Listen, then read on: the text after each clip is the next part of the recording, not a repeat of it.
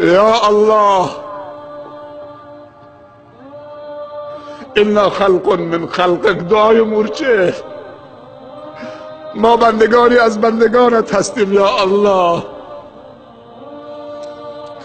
ما بی نیاز از رزق تو نیستیم یا الله.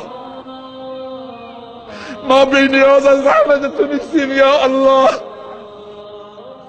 خدایا ما را به خودمون وامگذار یا الله. خدایا بارانی بر دلهای ما نازل بکن که درون ما رونق میگیرد. خدایا به داد دلهای ما برس که دلهای ما مرده، نه زمینها. درون ما خشکیده یا الله. خدایا بارانی بر دلها و افکار ما بریز و به داد دلها نیتهای ما، به داد افکار ما را تسلیم فرما. اللهم یا مقلب القلوب والابصار، یا مدبر اللیل والنهار، یا محول الحول والاحوال، حول حالنا الى احسن الحال.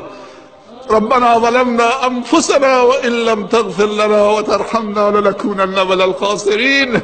ربنا ظلمنا انفسنا، دعای بابا آدم و ما و حوا.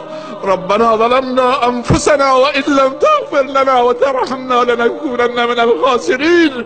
ربنا ظلمنا انفسنا وان لم تغفر لنا وترحمنا لنكونن من الخاسرین.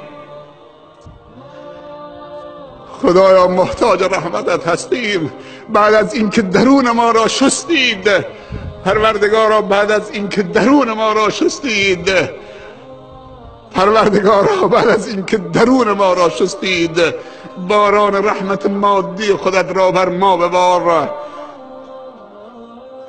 چون همه جا خوش شده، آبها عمیق شدند، چراگاه ها کم شدند، بندگان تو نگرانند.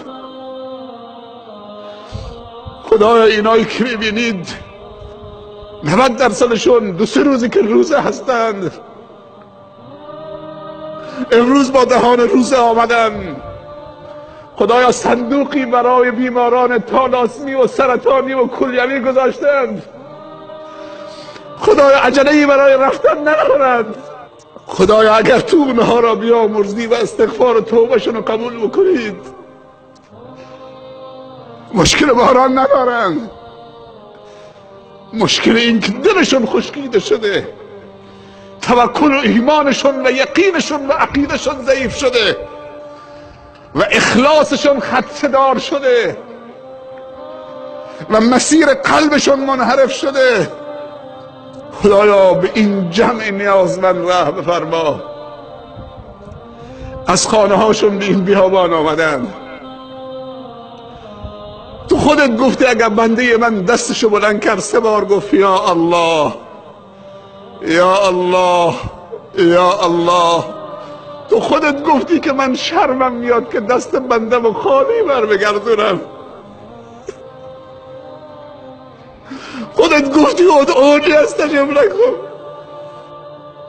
خدایا ما نیازمند و درمانده و بیچاره و فقیر هستیم.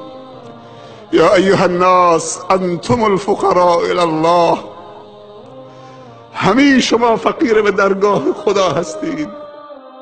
لا يكلف الله نفسا إلا وسعها لها ما كسبت وعليها ما اكتسبت ربنا لا تؤاخذنا إن نسينا أو أخطأنا ربنا ولا تحمل علينا إصرا كما حملته على الذين من قبلنا ربنا ولا تحملنا ما لا طاقة لنا به واعف عنا واغفر لنا وارحمنا أنت مولانا فانصرنا على القوم الكافرين.